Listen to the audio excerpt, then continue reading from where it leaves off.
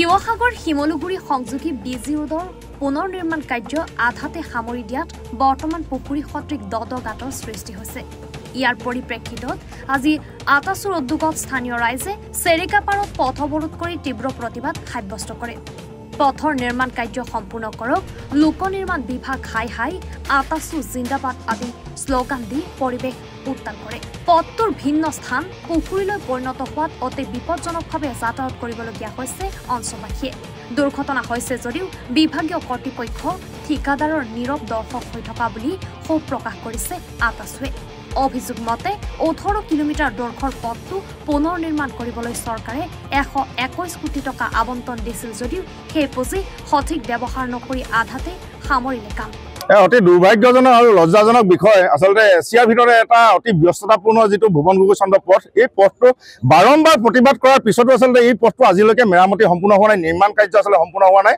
আৰু তাৰ ফলস্বৰূপে আমি এটা কথাই শিৱসাগৰবাসী ৰাইজে বুজি উঠিছে যে শিৱ হালালকাৰ নামৰ যিজন কুখ্যাত ঠিকাদাৰ, এই ঠিকাদাৰজনৰ পকেটত আচলতে বিভাগীয় কৰ্তৃপক্ষসমূহ সোমাই থকাৰ বাবে তেওঁলোকে তেওঁলোকক কাম কৰাবলৈ আচলতে বাধ্য কৰাব পৰা নাই, তেওঁলোকৰ ওপৰত ব্যৱস্থা গ্ৰহণ কৰিব পৰা নাই। আৰু এটা কথা আমি বুজিব পাৰিছোঁ যে কাৰোবাৰ আশীষ পুষ্ট নহ'লে, কোনোবা ৰাজনৈতিক নেতাৰ আশীষ পুষ্ট নহ'লে আচলতে এজন ঠিকাদাৰে এনেকুৱা ধৰণৰ আচলতে দমবালি কৰিব নোৱাৰে।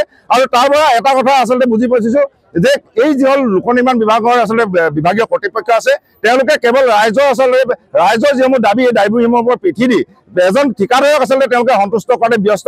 আৰু সেইবাবে আমি যোৱাকালিও দেখিছোঁ যে পীযুষ হাজৰিকা ডাঙৰীয়াই তেওঁ জলসম্পদ বিভাগৰ এজন ঠিকাদাৰৰ ওপৰত স্পট তেওঁলোকে ব্যৱস্থা গ্ৰহণ কৰিছে। তেওঁক গ্ৰেপ্তাৰ কৰাৰ যিটো তেওঁলোকে গ্ৰেপ্তাৰ কৰিবলৈ তেওঁ নিৰ্দেশ প্ৰেৰণ কৰিছে আৰু যিজন বিভাগীয় কৰ্তৃপক্ষ তেওঁক ছমাহৰ বাবে নিলম্বন কৰিছে। কিন্তু এই কুখ্যাত যিজন ঠিকাদাৰ শিৱ হালালকাৰ, তেওঁৰ ক্ষেত্ৰত কিন্তু তেনেধৰণৰ কোনো ব্যৱস্থা গ্ৰহণ কৰা আজিলৈকে আমি নেদেখিলোঁ।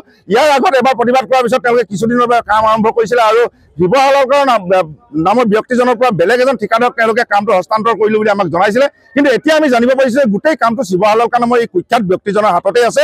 আৰু সেইবাবে তেওঁ বাৰম্বাৰ ৰাইজৰ যিবোৰ দাবী দাবা, ৰাইজৰ যি অভাৱ, তাক পিঠি দি তেওঁলোকে নিজৰ কেৱল স্বাৰ্থ সিদ্ধিৰ বাবে কাম কৰি গৈছে। আৰু আজি ইয়াৰ পৰা আমি দাবী জনাইছোঁ যে এই কুখ্যাত ঠিকাদাৰজনক অতি শীঘ্ৰে যদি গ্ৰেপ্তাৰ কৰি তেওঁক যদি ব্লেক লিষ্টেড নকৰে আৰু এই পথটোৰ নিৰ্মাণৰ কাম যদি পুনৰ আৰম্ভ নকৰে, তেতিয়াহ'লে আমি বিভাগীয় কৰ্তৃপক্ষৰ কাৰ্যালয়ত আমি তলা ওলমাবলৈ বাধ্য হ'ম। আৰু তাৰ বাবে যদি কোনো অপ্ৰীতিকৰ পৰিস্থিতিৰ সৃষ্টি হয়, তাৰ বাবে কিন্তু সদৌ টাইমছ অফ ইণ্ডিয়া কোনোপধ্যে জগৰীয়া নহ'ব।